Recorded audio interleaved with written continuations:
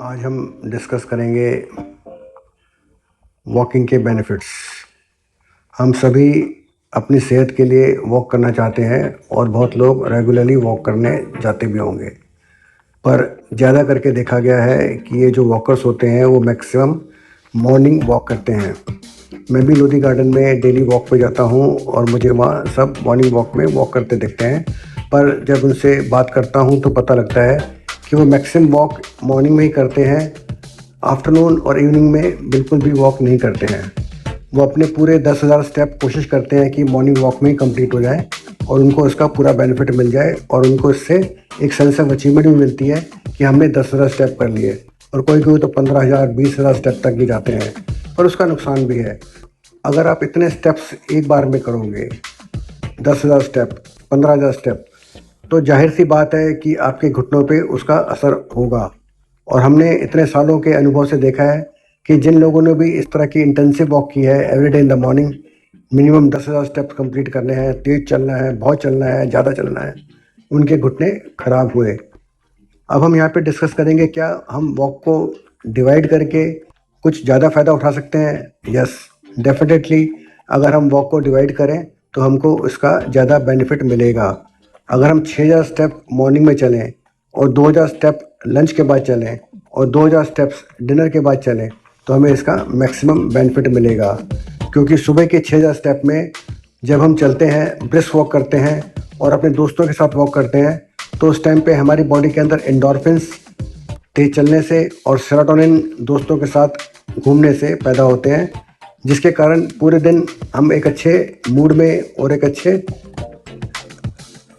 स्वास्थ्य के अंदर रहते हैं और मेटाबॉलिक रेट भी इम्प्रूव हो जाता है पूरे दिन के लिए।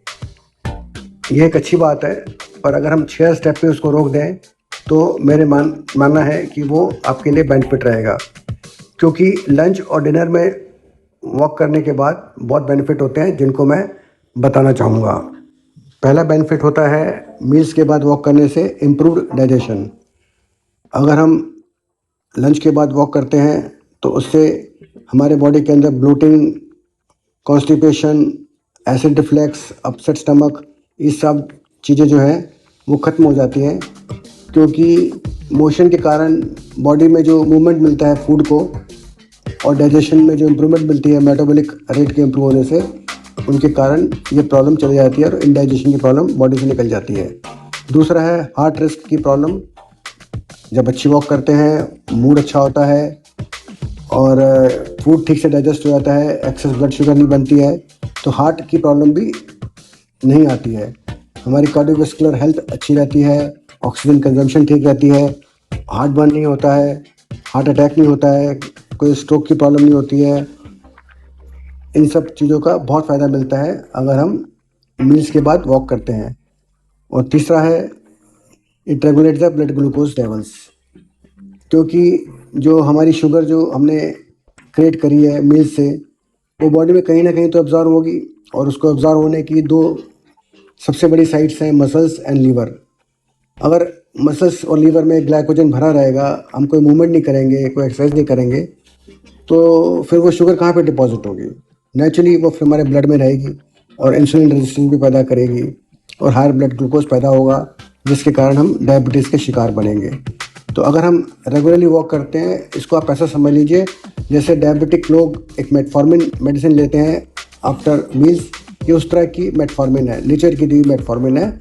अगर आप डेली 20 मिनट वॉक करते हैं मील्स के बाद, तो शायद आपको मेटफॉर्मिन की कभी भी ज़रूरत नहीं पड़ेगी। इसका एक और बहुत इम्पॉर्टेंट बेनिफिट है जो आज के समाज में बहुत इम्पोर्टेंस है, जिसकी वेट रिडक्शन। हमारा वेट कंट्रोल में रहता है क्योंकि मील्स के बाद वॉक करने से मेटाबॉलिक रेट ऑब्वियसली इम्प्रूव होगा और जिसके कारण हमारी जो ब्रीदिंग रेट है वो बेटर रहेगा और वेट जो है वो नहीं बढ़ेगा। एक और बेनिफिट है स्लीप का, जो सबसे ज़्यादा इम्पॉर्टेंट है, क्योंकि अगर अच्छी नींद है तो हमारी 90% बीमारियां आने की संभावना नहीं होती है। हमारी बॉडी सर्काडियम रिदम्स से बंधी हुई है, वेक एंड स्लीप साइकिल्स। डिनर के बाद वॉक करने से ये जो साइकिल जो है ये इम्प्रूव रहता है और हमको नींद जो है अच्छी टाइम पर आती है और एक गाढ़ी नींद आती है जो हमको हील करने में और अच्छा स्वास्थ्य देने में मदद करती है।